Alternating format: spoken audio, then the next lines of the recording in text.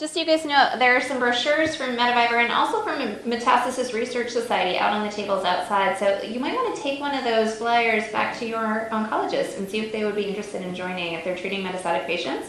Perhaps they would like to, be kept up to date on the latest metastasis research. So thank you, CJ. And so as somebody who co-founded MedUp, we're modeled on ACT UP from the 80s. At the height of the AIDS crisis in the 1980s, the number of people who died each year from AIDS in America was 40,000.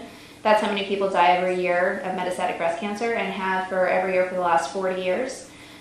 So we have not seen a decline in that real number of deaths since they began tracking in 1975. And so we are so pleased. MedUp has been connected with Metaviber from the beginning, and we have always been, anytime someone comes to MedUp and says, how can I support metastatic research, I send them to CJ and I send them to Metaviber. So we're really glad to have you here.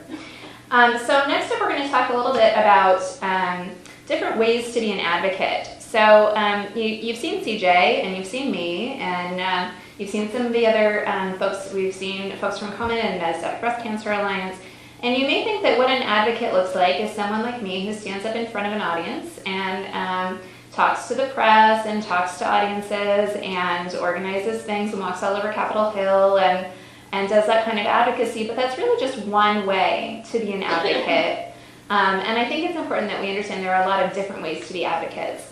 I actually came to cancer advocacy from a background as a civil rights attorney. I used to work for the Federal Department of Education here in the federal building in downtown Seattle. I was a civil rights attorney for about 13 years for them. And then I got diagnosed metastatic from the start and took a disability retirement. And I sat around feeling sorry for myself for about a year.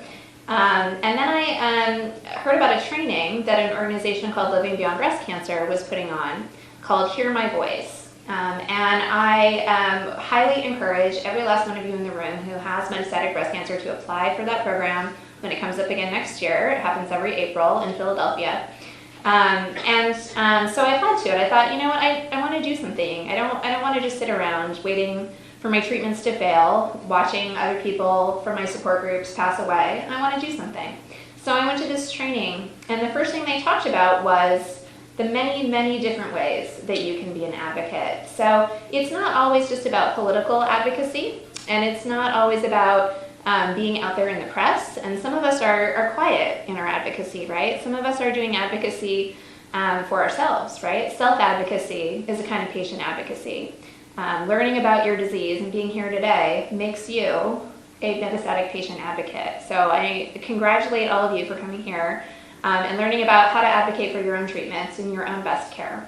We are all our own best advocate, and so congratulations. You are all officially breast cancer advocates right now. Give yourself a hand. All right. You've been recruited. You've drunk the Kool-Aid. You're one of us now.